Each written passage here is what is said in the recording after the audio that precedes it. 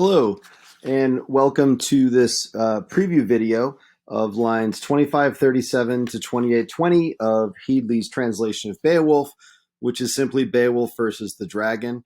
As a little bit of levity, I put this cartoon image up of dragon tails, which was one of the most frustrating and difficult parts of my early parenting. I had a daughter who was very much into dragon tales, and I have to admit here that I wished a lot of evil thoughts on the creators of Dragon Tales. It was quite atrocious.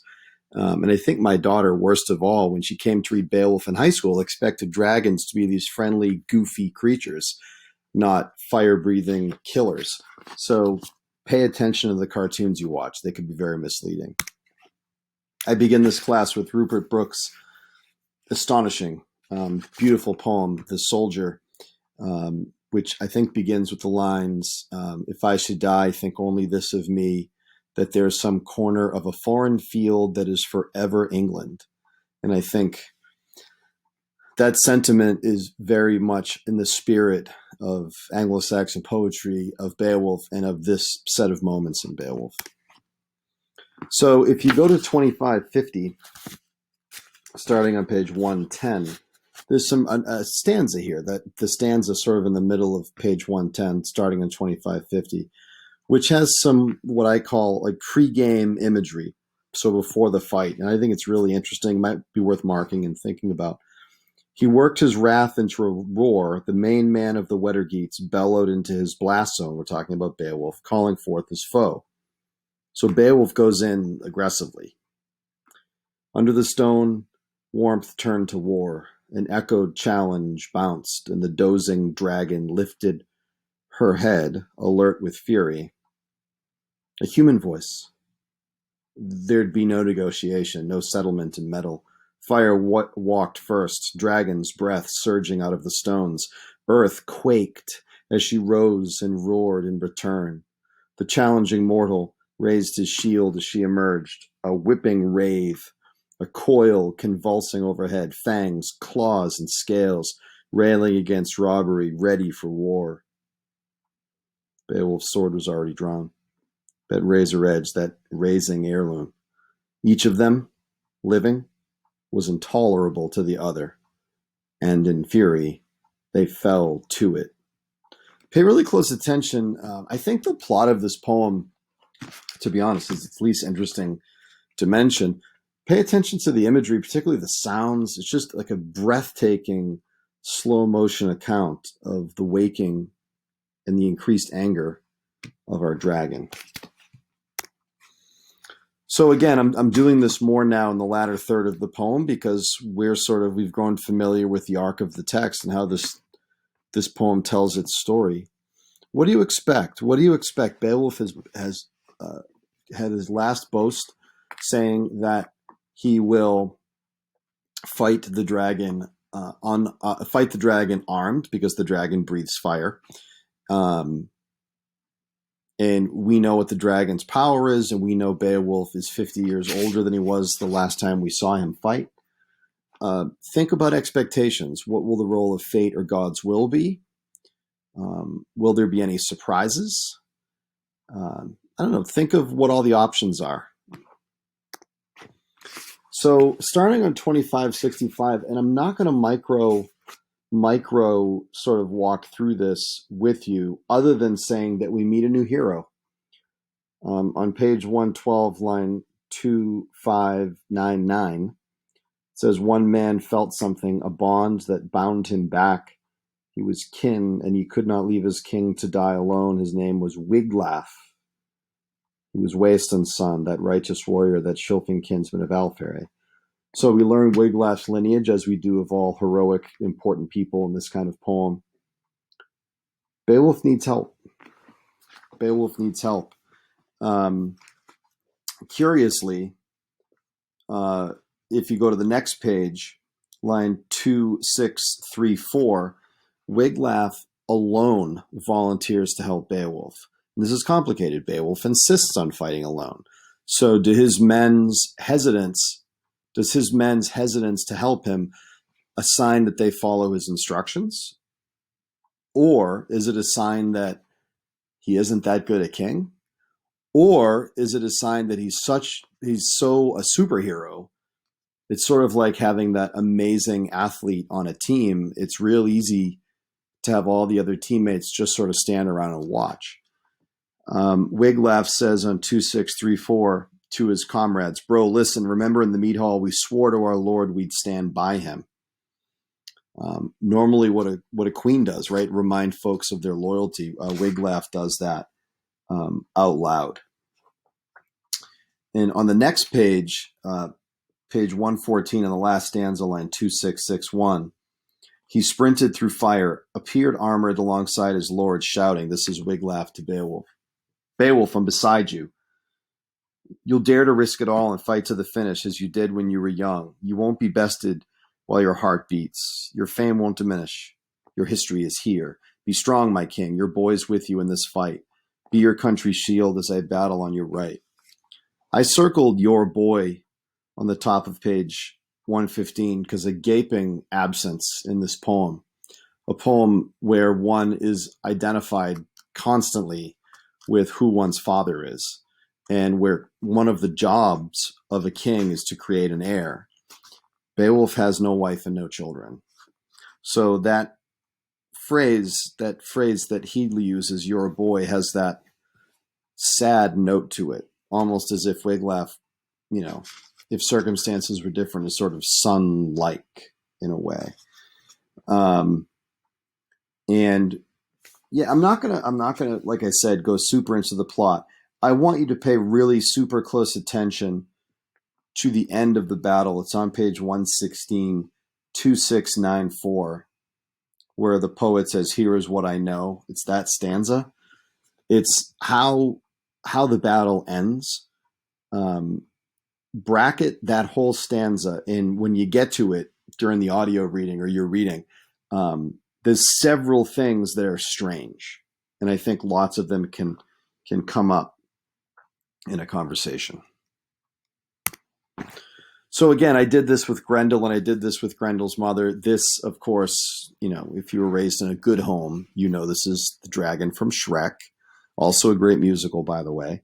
And the names of the dragon are really interesting. You can write these. I didn't put line numbers because Headley's translation is a little too slippery for that, but you can put them in the inside of your book. The names for the dragon, there's 10 things the dragon is called. So the word for dragon in Old English is draka, simply meaning dragon. Could mean serpent, dragon. This is from an old bestiary, medieval bestiary, dragon against an elephant. The elephant looks sad, doesn't he? Secondly, pretty typical name for a dragon, the worm. I think Tolkien uses that name in The Hobbit at some point, if I remember correctly. Could be wrong. Literally means worm, could mean serpent, could mean dragon. But, that just comments on the literal shape of the dragon, right? And then a couple of interesting terms that denote what the dragon does, not what the dragon looks like. Hoard weard. So hoard meaning hoard of treasure. And weard is where we get our word warden, or steward. STIG, if I remember correctly, is a sort of chunk of property. And a ward of a steward, is the person who sort of manages and takes care of and nurtures that property and protects it. So weard is a guardian. So hoard weard. Treasure guardian, pretty positive. Hoard winna, treasure joy. You have to remember, though, that in this universe, the thing to do with treasure is to give it to those who are kind and generous to you and loyal to you. To hoard treasure is the greatest sign of evil. We know, I think Tolkien uses the term dragon sickness in The Hobbit, and that's sort of borrowed from here. Liftfloga, which simply means air flyer. That just reminds us of how where the dragon moves. Lig Draka, so Draka we've seen means dragon, and Lig is fire.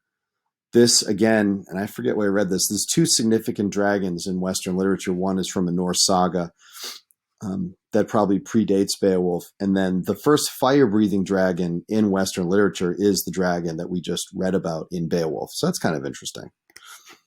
Wid flogan.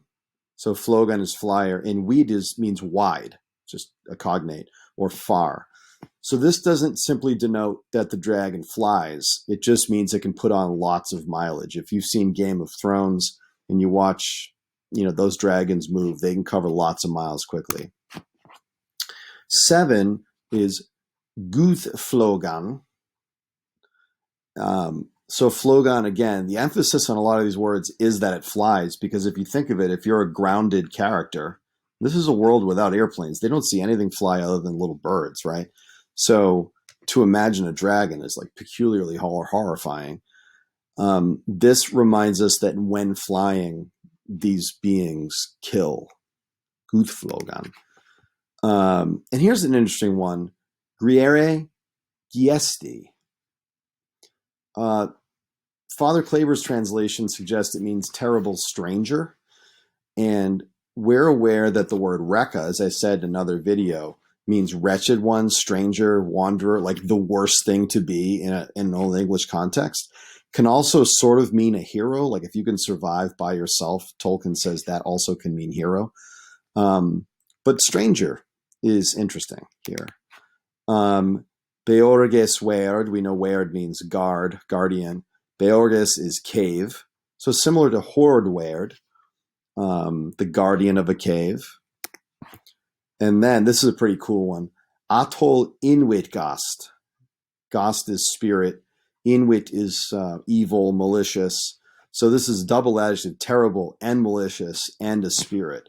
So it seems to have both, like it has like a spiritual quality, moral quality, layered physical quality. So the dragon is sort of all these things. Just to recap really quickly. In the shape of a worm, it guards and hoards treasure and derives joy from its sort of solitary wealth. It flies in the air. It breathes fire. It flies far and wide. It brings war and death and destruction wherever it goes.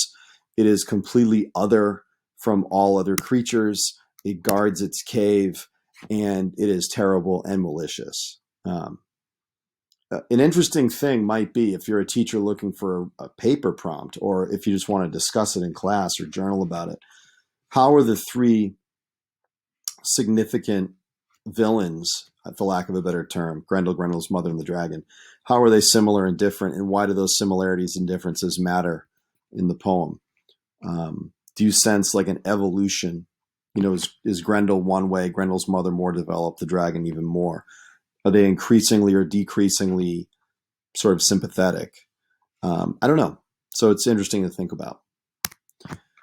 And then I would definitely, if you're running a reading group or a class, ask what questions does this battle leave us with? There's a lot of things on the table here. One that I'll give you that's a lot of people would ask, I'm not giving you anything amazing here, is based on what we know of Beowulf as a king, is he a good king? Is he God Kuning?